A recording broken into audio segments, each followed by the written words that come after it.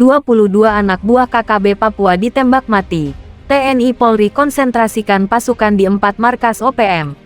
Melansir dari sripoku.com, beberapa wilayah di Papua telah dipetakan menjadi daerah rawan terjadinya aksi kekerasan dan pembunuhan oleh KKB.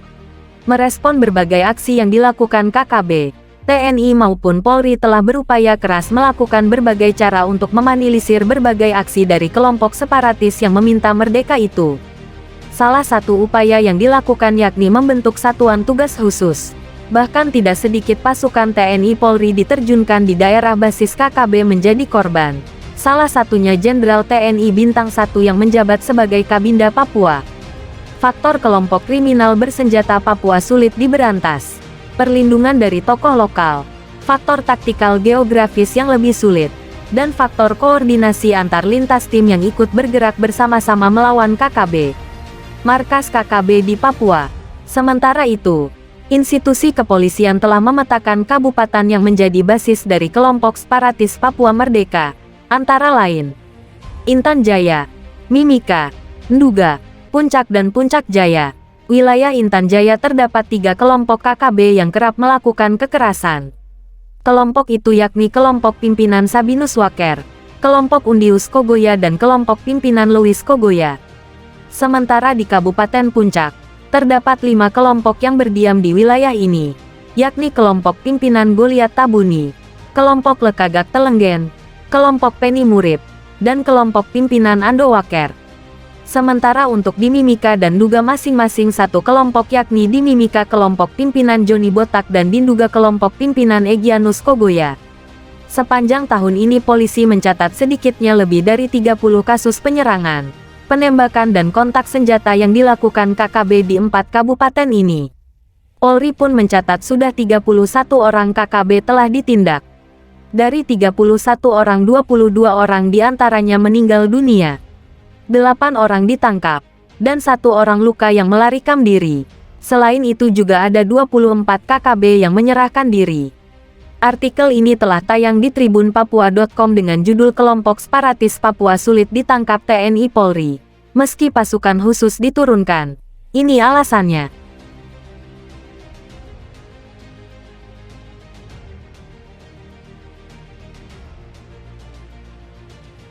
Siasat licik beralasan kerja kebun anggota KKB ini diberi pelajaran oleh TNI hingga begini.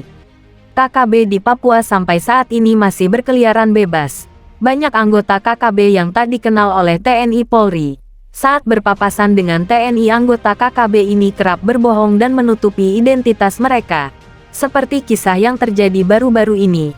Kisah ini terjadi saat prajurit TNI tengah melakukan patroli. Pagi itu satu regu yang terdiri dari prajurit TNI Polri melakukan patroli ke sebuah kampung di wilayah pedalaman Papua. Ketika sudah berjalan cukup jauh dari pos keamanan, prajurit TNI Polri itu secara kebetulan melihat sesosok pria yang berada tak jauh dari tempat para prajurit. Melihat dari wajah pria itu tak lazim bagi TNI Polri karena sering ditemui dalam setiap kesempatan. Mereka juga kerap kumpul bersama bila berada di kampung. Karena faktor itulah sehingga saat berpapasan di tengah hutan, prajurit TNI Polri pun menyodorkan rokok. Hal yang biasa dilakukan saat kumpul bersama masyarakat. Semua ini terungkap dari sebuah video yang kini viral di media sosial. Video viral itu memperlihatkan kebersamaan prajurit TNI Polri dengan pria itu saat bertemu di tengah hutan. Hal mengejutkan yang terlihat dari video berdurasi singkat itu adalah pria tersebut menolak suguhan prajurit TNI Polri. Ia beralasan sudah tak lagi merokok dalam beberapa hari terakhir. Alasan itu sepertinya dibuat-buat karena beberapa saat sebelumnya pria itu terlihat membuang puntung rokok manakala ia belum menyadari kalau prajurit TNI Polri sedang berada di dekatnya. Bagi TNI Polri, sikap pria itu tadi tidak dipersoalkan, hanya saja ada hal yang sedikit mengganggu para penegak kedaulatan NKRI tersebut. Sebab ketika ditanya sedang berbuat apa di hutan, pria tersebut menjawab sedang bekerja kebun. Padahal peralatan yang dibawa bukan parang tetapi busur dan anak panah. Selain itu, ekspresi pria itu tak seperti biasanya, matanya jelalatan dengan sikap yang tak lagi bersahabat. Melihat perubahan sikap itu, prajurit TNI Polri pun tak mempersoalkannya. Pria itu dibiarkan melanjutkan pekerjaannya. Jika benar-benar sedang membersihkan rerumputan di kebun, Makanya prajurit berseragam loreng itu memilih melanjutkan perjalanan ke arah perbukitan yang lebih tinggi. Ketika berada di tempat yang agak tinggi, prajurit TNI Polri mencoba mendeteksi situasi di sekitar kawasan hutan termasuk menengok kembali ke arah pria tersebut. Betapa kagetnya ketika dari balik teropong prajurit TNI Polri menyaksikan pria tersebut telah berkumpul bersama beberapa pria lain yang menenteng senjata api. Bahkan pria itu sempat menunjuk ke tempat di mana dirinya berpapasan dengan aparat TNI Polri yang sedang melakukan patroli. Masih dari balik teropong terlihat 3 di antara beberapa anggota KKB itu memegang senjata api laras panjang dan siap menembak.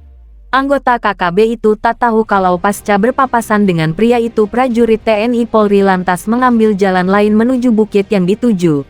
Lantaran anggota KKB menyangka kalau prajurit TNI Polri masih berada pada jalur tersebut. Mereka pun bersiap-siap untuk melakukan penyerangan. Pada saat itulah prajurit TNI Polri mencoba menembak dengan sasaran batu kecil yang bertengger di atas batu besar persis di samping pria bersenjata. Mengingat senjata yang digunakan prajurit TNI Polri itu menggunakan peredam suara, sehingga anggota KKB pun tak tahu dari mana arah datangnya amunisi TNI Polri tersebut. Para pria yang adalah awak TPNP BOPM lantas melepaskan tembakan balasan yang dilakukan secara membabi buta. Tembakan balasan itu tentu saja tak mengenai sasaran yakni prajurit TNI Polri. Hanya saja tembakan anggota KKB itu membahayakan warga lain yang mungkin sedang melintasi hutan tersebut. Olehnya prajurit TNI pun terpaksa melepaskan amunisi ke arah 3 pria bersenjata yang sedang melepaskan tembakan itu. Hanya dengan beberapa peluru ketiga pria itu tamat riwayatnya. Tubuh mereka jatuh dan terguling ke arah samping sedangkan 2 pria lain termasuk lelaki yang dijumpai sebelumnya yang menenteng busur dan anak panah tidak diapa-apakan oleh prajurit TNI Polri. Setelah melakukan eksekusi terhadap anggota KKB tersebut, prajurit TNI Polri pun memilih melewati jalan memutar untuk kembali lagi ke pos keamanan.